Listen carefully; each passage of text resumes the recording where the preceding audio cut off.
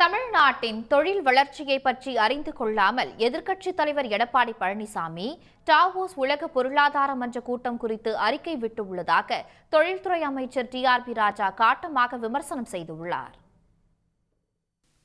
சுவிட்சர்லாந்தின் டாவோஸ் நகரில் நடைபெற்ற உலக பொருளாதார மன்ற கூட்டத்தில் தமிழ்நாட்டுக்காக எத்தனை புரிந்துணர்வு ஒப்பந்தங்கள் போடப்பட்டுள்ளன என்று எதிர்க்கட்சித் தலைவர் எடப்பாடி பழனிசாமி கேள்வி எழுப்பியிருந்தார்.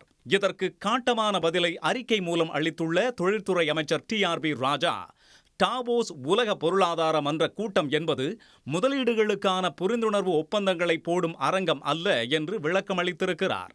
அந்த கூட்டம் உலகளாவிய தொழில் வளர்ச்சி எந்த திசையில் பயணிக்கிறது என்பதை குறித்தும் அதற்கேற்ற வகையில் உலக நாடுகள் தங்கள் தொழிற்கொள்கையை எப்படி வகுத்துள்ளன என்பது குறித்தும் அறிந்து கொள்வதற்கானது என அமைச்சர் விளக்கம் அளித்திருக்கிறார். மறுபுறத்தில் 10 ஆண்டுகால ஆட்சியில் இருந்த அதிமுகவினர் அந்த கூட்டத்தில் எட்டிக்கூட பார்க்கவில்லை என்று டிஆர்பி ராஜா குற்றம் சாட்டியிருக்கிறார்.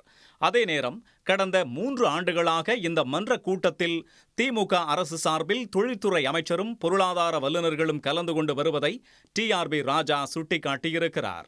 அண்மையில் நடைபெற்ற கூட்டத்தில் திராவிட மாடல் ஆட்சியில் தமிழ்நாடு அடைந்திருக்கும் வளர்ச்சியை உலக நாடுகள் வியந்து பாராட்டின என்று அமைச்சர் ராஜா பெருமிதம் தெரிவித்திருக்கிறார். இந்தியாவில் தொழிற்சாலைகளில் பணியாற்றும் பெண்களின் எண்ணிக்கையில் 43% தமிழ்நாடு மாநிலம் பெற்றிருப்பது உலக அரங்கில் வியப்புடன் கவனிக்கப்படுகிறது என்று அமைச்சர் ராஜா குறிப்பிட்டுள்ளார்.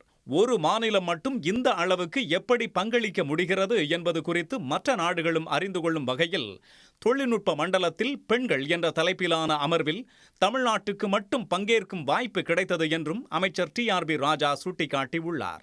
மாநிலத்தின் மீது எவ்வித அக்கறையும் இல்லாமல் வெறும் அவதூறுகளை அரைவேக்காட்டுத்தனமாக எங்கேயோ கிண்டி தருவதை ஆளுநரும் பழனிசாமியும் மென்று கொண்டிருக்கிறார்கள் என்று அமைச்சர் டிஆர்பி ராஜா விமர்சித்திருக்கிறார். உடனுக்குடன் செய்திகளை தெரிந்து கொள்ள சன் நியூஸ் பெல் ஐகானை கிளிக் பண்ணுங்க.